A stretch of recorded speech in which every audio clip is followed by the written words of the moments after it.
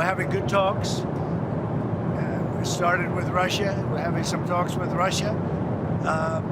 Ukraine is doing well. I think they're pretty happy about it. They'd like to see it end. And we won't know for a little while, but we're making progress. What are the big sticking? We settled 8 wars, and I thought this would be one of the easier ones because of my relationship with President Putin. But this is probably one of the more difficult ones. There's a lot of hatred. So they're negotiating. They're trying to get it done. You want to have a border. You can't have a border that goes through a highway or a border that goes through the middle of a town. So it doesn't work.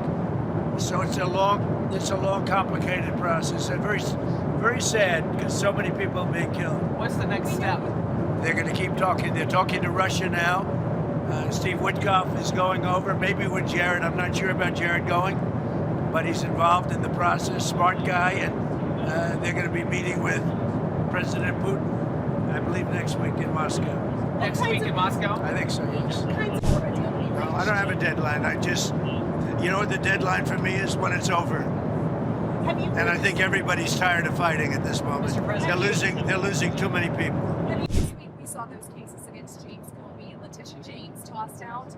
But do you still have faith in Lindsay Halligan? Oh, she's great. I think she's great. They got out on a technicality, and you'll see what happens from here on. But if you look at the actual charges, I think anybody that looks at it very fairly would say, boy, are they guilty. So let's see what happens over the next week. You know, the court didn't say you couldn't bring the case, re-bring the case, or appeal the case. So they have a lot of options. They're going to call the shot. I'm not calling the shot. But Lindsay's a very talented lawyer, actually. Is there any reaction to Mayor Bowser announcing she's not running for re-election in D.C.? Well, I got along with her very well. I liked her. We worked together. D.C. is now a safe community. It's a great community. You people know it better than I do because you live there. But D.C. is now safe. The restaurants are booming. The place is booming. We have no crime. And we did that all in a period of 3 or 4 weeks and then made it better and better and better. How was your call with the Japanese Prime Minister? Great. It was great. I had a great talk. I have a very good relationship with her. I also had a very good talk with President Xi of China. And I think that part of the world is doing fine. Can you tell us about the content of your talks? Mostly trade. Trade?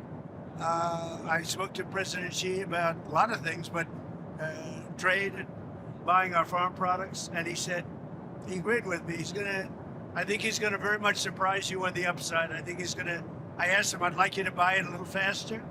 I'd like you to buy more, and he's more or less agreed to do that. I think we will be pleasantly surprised by the actions of President Xi. I have a good relationship, great relationship with him. I like him, he likes me.